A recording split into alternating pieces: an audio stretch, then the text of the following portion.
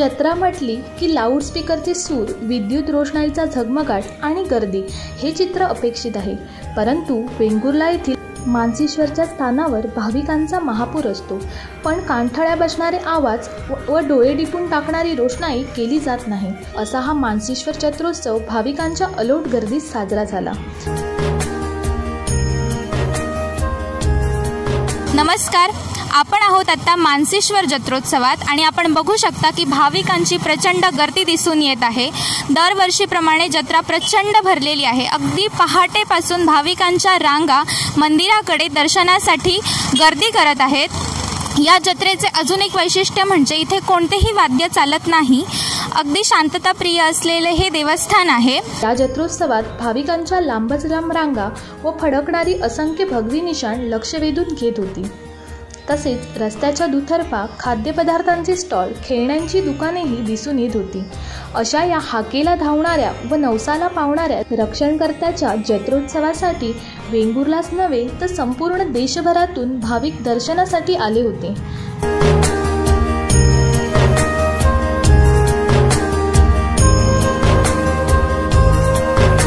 श्रावण महिना आणि सन महिना सोडला तर तिथे काय म्हणजे पाण्यात जी चौकड आहे ते त्याचं मूळ आदिस्थान आहे, ती जागा आहे देवाची।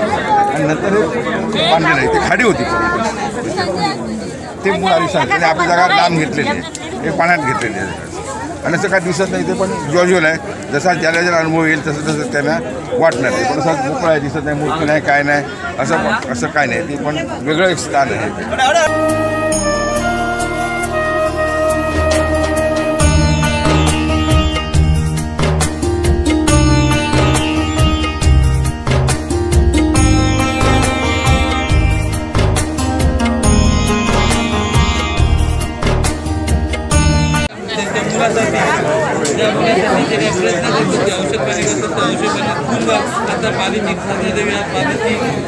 भूमिका ही सगळे देवता आणि त्याच्या घाटनिरोशी ब्राह्मण राजीव आज मायाचो देव, आज मायाचो दांडेकर राजीव अजिंठा चालू अशा त्याच्या संतती होई। तर चालू अशा संतती झाल्यानंतर पुढल्या वर्षा 80ला 100 किलो पेढे, निशाण काठी आणि दिवाबत्ती असो का 90,900 आणि आज 80ला ती आशाची अडीने राहतात। त्या आशाची निराशा करू नको। आज 80ला तुझं जसं नाव किती असेल नाव किती करून घे, तसं तुझं झेंडो फाडायचा, तसं घरात झेंडो पडता दे, अशी तुझ्यासाठी विनंती।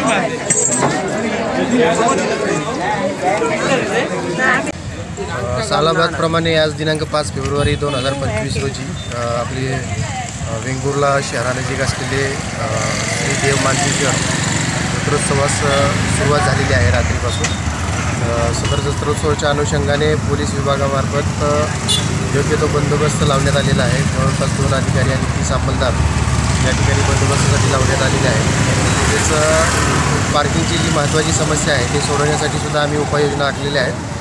बस स्टँड असेल किंवा बस स्टँडच्या समोरच्या बाजूला असलेलं एक मोकळं पटांगण आहे त्या ठिकाणी, तसेच शिरोडा साईडला पेट्रोल पंपाच्या जवळ अशी पार्किंगची व्यवस्था करण्यात आलेली आहे। तसेच माझ्या या निमित्तानं सर्व नागरिकांना आव्हान आहे की कोणत्याही प्रकारचे आपली वाहनं रस्त्यावर लावून येणाऱ्या जाणाऱ्या भाविकांना त्रास होईल किंवा वाहतुकीची समस्या निर्माण होईल अशा प्रकारची कोणतीही पार्किंग करू नये।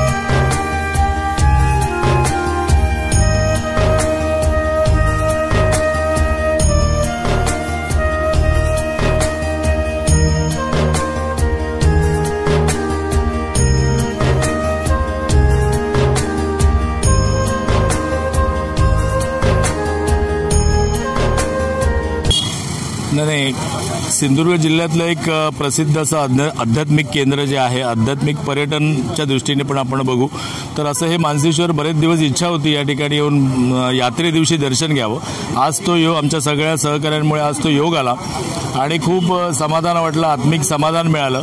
हे सिंधुदुर्ग जिल्हा पर्यटन जिल्हा आहे। या पर्यटन जिल्ह्यामध्ये पर्यटनाची विविध स्थळं बघताना किंवा त्यासाठी जे पर्यटक येतात त्या सगळ्यांना आध्यात्मिकतेचा पण लाभ मिळावा।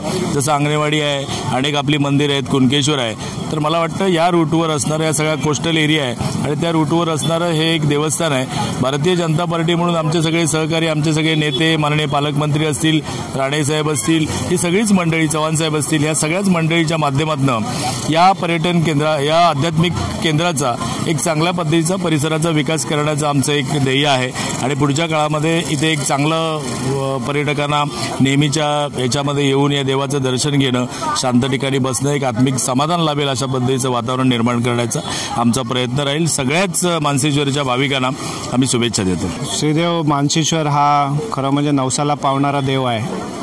अनेक वेळा याच्याच आशीर्वादाने आम्ही प्रत्येक कामाची सुरुवात केली आहे। राजकीय वाटचालीमध्ये सुद्धा प्रत्येक वेळी आम्ही श्रीदेव मानसेश्वराचं दर्शन घेऊन सुरुवात केलेली आहे आणि त्याच्याच आशीर्वादाने आज महायुतीला या सिंधुदुर्ग जिल्ह्यात, महाराष्ट्रामध्ये घवघवीत अशा प्रकारचं यश मिळालं आहे आणि त्यामुळेच या भागाचं एक आध्यात्मिक पर्यटन केंद्र म्हणून या पुढच्या काळामध्ये विकसित करण्यासाठी आम्ही खऱ्या अर्थाने पालकमंत्री नितेशजी राणेसाहेब यांच्या माध्यमातून प्रयत्न करणार आहोत।